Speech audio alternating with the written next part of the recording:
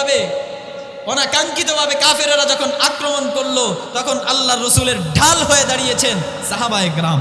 আল্লাহর রসুল যখন দ্বীনের দাওয়াত দিতে গিয়ে বারবার প্রহারিত হয়েছেন, অত্যাচারিত হয়েছেন, নিপীড়িত হয়েছেন, তাকে নিজের জীবন দিয়ে রক্ষা করার চেষ্টা করেছেন কারা?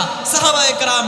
আল্লাহ রাব্বুল আলামিন কোরআনে কারীম নাজিল করেছেন, সর্বপ্রথম যারা আমল করে দেখিয়েছেন সাহাবায়ে কেরাম। আল্লাহর রাসূল সাল্লাল্লাহু আলাইহি ওয়াসাল্লাম দ্বীন প্রচার করেছেন, সর্বপ্রথম যারা গ্রহণ করেছেন সাহাবায়ে কেরাম। আল্লাহর রাসূল সাল্লাল্লাহু আলাইহি ওয়াসাল্লাম যখন দ্বীনের দাওয়াত দিতে গিয়ে অত্যাচারিত হয়েছেন, তাকে সান্ত্বনা দিয়েছেন কারা? সাহাবায়ে কেরাম। আল্লাহর রাসূল দ্বীনের দাওয়াত দিতে গিয়ে যখন কাফেরদের দ্বারস্থ হয়েছেন, তখন তার সঙ্গে হয়েছেন কারা? সাহাবায়ে কেরাম, সাহাবায়ে কেরাম, সাহাবায়ে কেরাম। এজন্য আমাদের তো স্লোগান হওয়া দরকার, হুব্বে সাহাবা জিন্দাবাদ, বুগজে সাহাবা মুর্দাবাদ।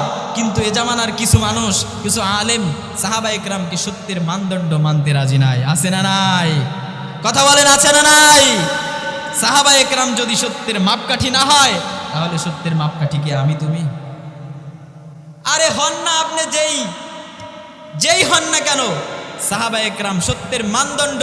যদি সাহাবায়ে কেরামকে আপনি সত্যের মাপকাঠি না মানেন, তাহলে তো নবুয়তের তাতিম্মাই হয় না, নবুয়তের খাতেমাই হয় না, নবুয়তের পরিপূর্ণতাই পায় না। কারণ আল্লাহর রাসূল কোরআনে কারীম বলে দিয়েছেন, লিখেছেন, সংরক্ষণ করেছেন সাহাবায়ে কেরাম। আপনি কোরআন পেলেন কই? আপনি হাদিস সুন্নাহ পেলেন কই? তারাই তো সংরক্ষণ করেছে, তারাই তো আমল করিয়ে দেখিয়েছেন, তাই না?